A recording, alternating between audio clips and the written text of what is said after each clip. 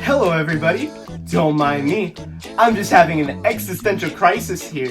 I'm too old for Happy Meals and my Sega Genesis no longer works. I can't take it anymore.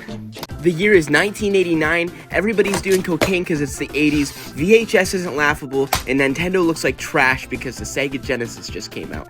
Everything about Sega was cooler. The console looked futuristic, it's got this thingy. Sega screams stylish instead of Nintendo's cardboard box. I hope you really like boxes, because oh boy. Meanwhile, the Genesis had a nicely shaped controller, 3 buttons, and you could even get 6 buttons for certain games. The games came in these hard plastic containers with the manual and cartridge safely tucked away inside.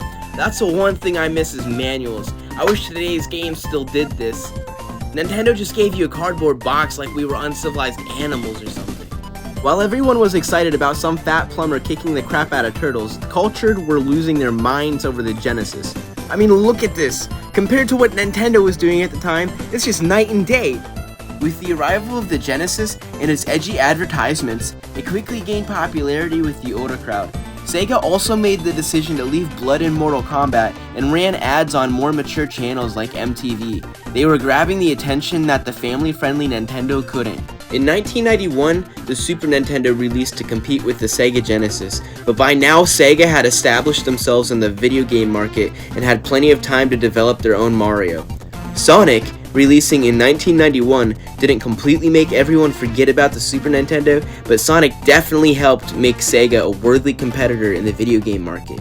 One thing's for sure, people can get behind an underdog, and Sega coming out of nowhere and directly running a smear campaign against the biggest in gaming at the time was probably one of their best moves.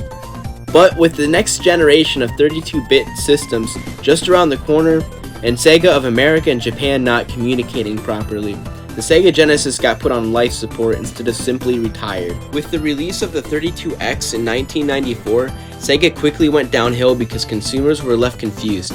The 32X hit the market when the Sega Saturn was about to release, both being 32-bit consoles, one requiring the Genesis, the other being a new standalone console.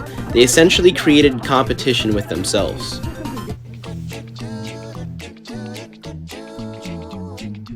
I'm still here.